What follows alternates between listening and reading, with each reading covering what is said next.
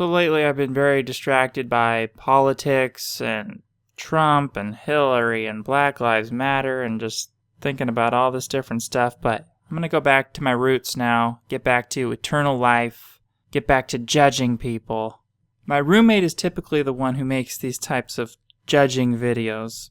That's his specialty. He loves to judge people, but he's actually taking a little bit of break from YouTube right now, so I'm going to actually give it a try. I'm going to judge someone. Being judgmental is very important. I've spoken very favorably of Bill Nye in the past, but things are changing. The winds are shifting in an ugly direction, and I found something horrible that he said here. For whatever reason, this guy who's presenting a question for Bill, there's this horrible weird noise in the background. The audio's horrible, so I transcribed what he said. Hi there, Bill. I'd like to know what the evolutionary advantage is in growing old and dying. There are biological, immortal animals on this planet, so what is the evolutionary advantage for us to grow old and die? Surely immortal animals should have a better shot or a better chance at survival in the long term or to survive as a species. Jeffrey, it would be great maybe to be immortal, but nobody seems to be. It'd be great? Well, yeah, it would be great, but that's a bit of an understatement, isn't it?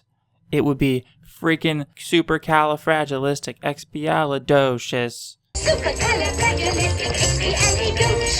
It'd be the best ever to get to live forever, let's face it. And also, do you notice he said, it would be great to be immortal, but nobody seems to be. Just because nobody is immortal right now doesn't mean we cannot live forever. Okay, so let's not lose sight of that. I don't know if you're familiar with this. I'm of a certain age. I pay taxes. You can't get away from it. You have to pay taxes. The other thing that is clearly true and inescapable is you're going to die. Okay, I am really triggered right now. Triggered. I'm really triggered. No, don't do it. Don't do it. We should film it.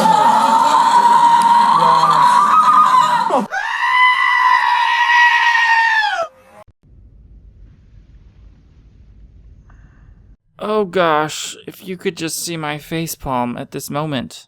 It's an epic facepalm.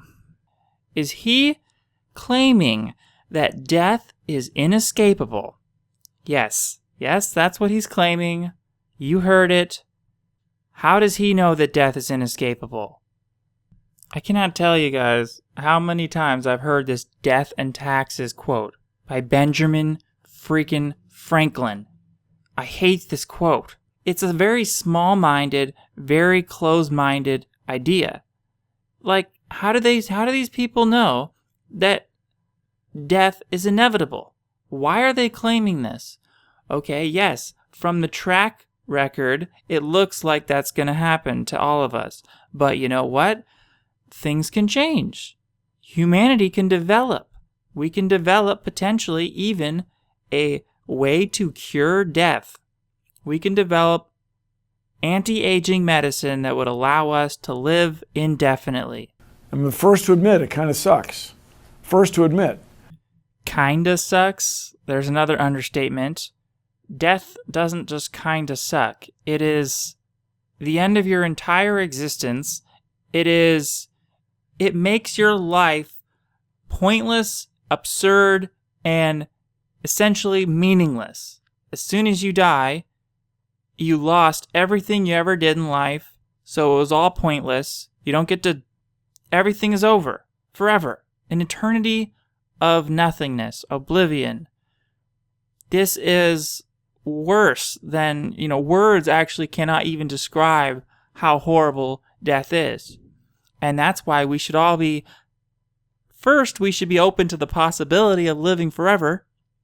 And then we should actually try to accomplish this goal. Otherwise, we will be losers. Epic losers. Just like my roommate always says. Dying makes you a loser. We gotta face up to that. Even though it's horrible to admit. We just gotta face up and, admit the awful, awful truth of life.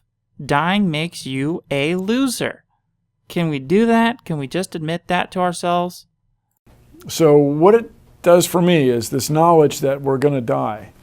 You just try to make the best of every day. If you only got so many days in your life and then your life ends, then what's the point of doing anything or caring about anything? You know, what, you're just going to lose it all when you die. So I say the very thing that gives life its meaning is this possibility that we can live forever. That is what truly makes life a meaningful endeavor. Because you remove that, and it's just, life loses all its purpose, and it just becomes pointless and absurd. And I know some people don't get that. I gotta think more about how I could describe this so that more people understand that really a temporary life is meaningless.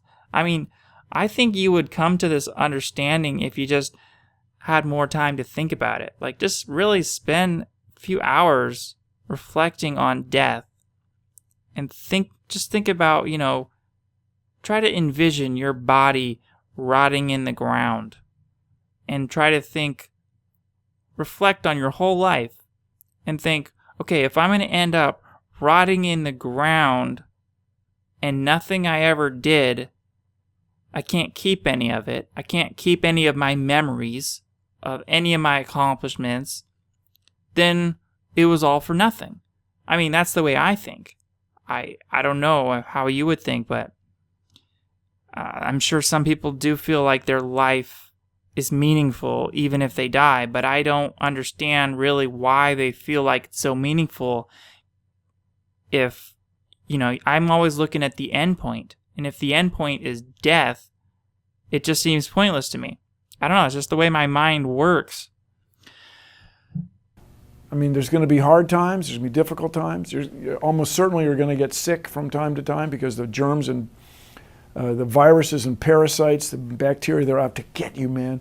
All right, this is the most valuable thing he's said so far, mentioning the parasites and the germs that are out to get us.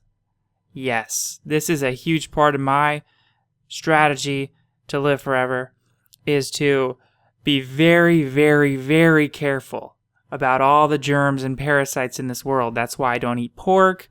That's why I'm not promiscuous.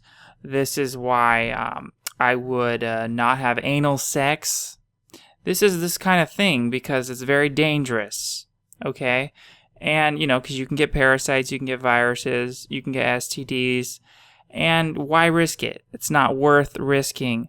This is also the reason I don't touch animals. Animals are very dangerous. They can carry all kinds of parasites and viruses. Cats commonly have toxoplasmosis that you can get from just a scratch of a cat, and that's a parasite that can go in your brain and alter your behavior. It can it slows your reaction time, so it makes you more prone to accidents. This is all real stuff you can look up. Toxoplasmosis. And this is just about the parasites that we know. There are so many parasites and viruses in this world that we don't even know of yet. So when people act like, oh, they got an STD test and they're free from STDs, that's not actually necessarily true. Because that's just the STDs that those tests can test, right? There could be many STDs that are undetectable by those STD tests because we don't know what they are yet. So this is why it's just so important to be very, very, very careful with all this stuff, because these STDs and viruses now, they have been linked to Alzheimer's disease. Herpes disease has been linked to causing Alzheimer's. And also, many cancers are thought to be caused initially by a virus. And it's that virus that then triggers the cancer to grow later on. So, who knows what these viruses do? I guess that's it. Fear death. Fear death because it really is the worst thing. But here's the positive thing is that living forever is possible. We just got to support the scientists who are working on this cure for aging.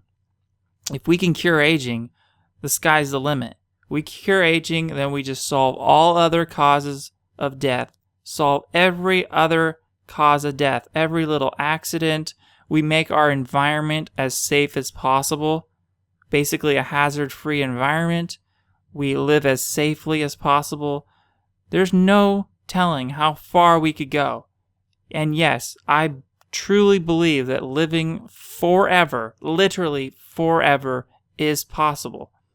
And people will say, well, you know, the universe is going to collapse on itself and there's going to be the heat death of the universe. Well, actually, that's just a theory. They don't know that's going to happen for sure. And even if that was in the pipeline, eventually, if that was going to happen, well, there's no saying that we, as a human species, that we couldn't figure out some way to solve that problem. And we got a long time before there's the heat death of the universe. So we got a long time to figure out a solution for that so that we can live forever.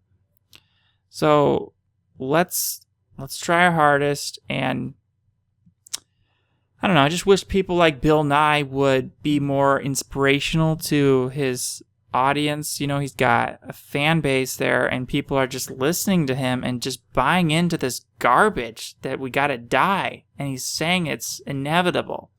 It's such crap. It's really shameful.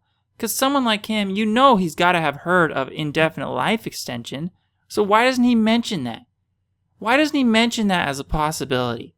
No, he's got to give that. He's got to give this closed-minded perspective, limited perspective, where he's telling people you got to die. So whatever, just enjoy whatever time you have. It's such crap. It's shameful, and I'm face palming right now. I hope you're all face palming at this. Anyways, thank you for watching. If you found anyone you want me to judge who said some deathist things, leave it in the comments, and who knows, I might make a video judging that person. Thank you. Alright guys, have a good night. I'll see you next time. Please don't die. I'll be pissed if you die. Bye!